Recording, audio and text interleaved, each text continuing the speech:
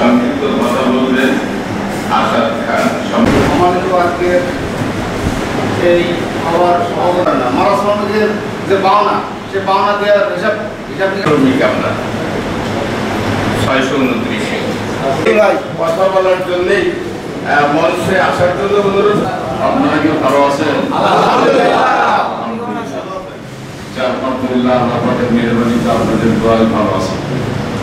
সম্মানিত ভাই সব, আসলে মানুষকে বিভিন্ন ছলনা দিয়ে কথা বলে ঢুকাই ফেলায়। শ্রমিকদেরকে ব্যবহার করে বিভিন্ন সংগঠন, বিভিন্ন মতাদর্শের লোকজনরা তাদের নিজেদের স্বার্থই চরিতার্থ করিয়েছে।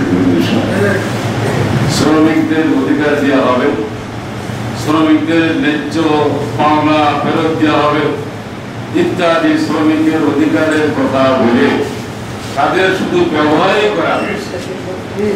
আর যারা শ্রমিক নেতা হয়, নেতারা লুটপাট করে খায়। ঠিক কিনা বলে? দুনিয়ার মজদুর এক হও, কথাটা ঠিক আছে।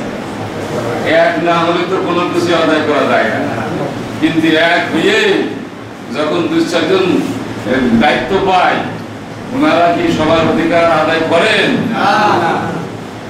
এটাই হচ্ছে সমস্যা। যদি নেতা হয় সৎ, তাহলে সে টাকা পয়সা মেরে খাবে না, যার যার হক সে কিন্তু ফেরত দেবে। অতএব আমরা দেখছি শুধু বাংলাদেশ স্বাধীনতার পর থেকেই না, আগে থেকেও আছে যারা ক্ষমতায় যায় বিভিন্ন চটকদারের কথা বলে ক্ষমতায় যায়। স্বাধীনতার পর থেকে বিভিন্ন দল, রাজনৈতিক দল ক্ষমতায় গিয়েছে, কিন্তু স্বাধীনতার সুফল ভোগ করতে কেউ পারে নাই। হ্যাঁ, কেউ পারে নাই তা মুষ্টিমেয় লোকজন পেয়েছে, কিছু অসৎ নেতা এবং তাদের যারা তোল বিবাহ, তারা কিন্তু ঠিকই সুযোগ সুবিধা গ্রহণ করেছে।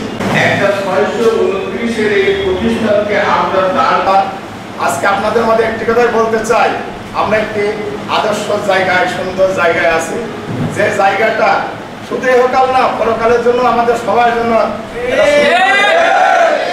এখানে আসছি আজকে ইসলামী আন্দোলনের জন্য, নিজেকে বাঁচানোর জন্য, আল্লাহর পরিবারকে বাঁচানোর জন্য, এবং আমাদের একটা পরিবার আছে, সেটা হচ্ছে শ্রমিক সংগঠন পরিবার। আমরা সবাই একত্রিত শ্রমিক সংগঠন পরিবার। আমাদের একটাই লক্ষ্য উদ্দেশ্য, ইসলামিক আইন ব্যবস্থা চালু করা।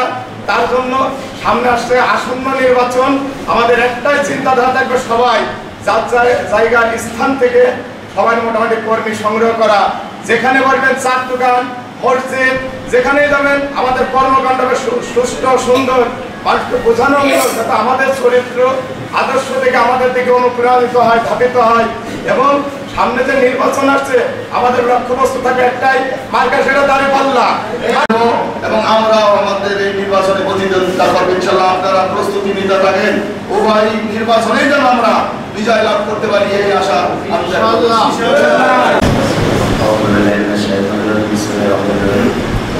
বাংলাদেশ পরিবহন শ্রমিক কল্যাণ ফেডারেশনের পক্ষ থেকে সবাই জানাই শুভেচ্ছা ও ভালোবাসা অভিনন্দন। কোন শ্রমিক বস্ত্রহীন থাকবে না, কোন শ্রমিক চিকিৎসাবিহীন মারা যাবে না, কোন শ্রমিক গৃহহীন থাকবে না, শ্রমিকের নিরাপত্তার কোনো ভয় থাকবে না। এরকম একটি রাষ্ট্রকে আমরা দেখতে চাই, দেখতে চাই। তাহলে আমাদেরকে সেই রাষ্ট্র প্রতিষ্ঠার জন্য ভূমিকা রাখতে হবে। দেশকে লুটপাট করে উজাড় করে ফেলা হয়েছে, লোকদেরকে প্রশ্রয় দেওয়া হয়েছে, আর দল লোকদেরকে নীতি কল্যাণমূলক মানবিক সমাজ গঠন করতে চায়।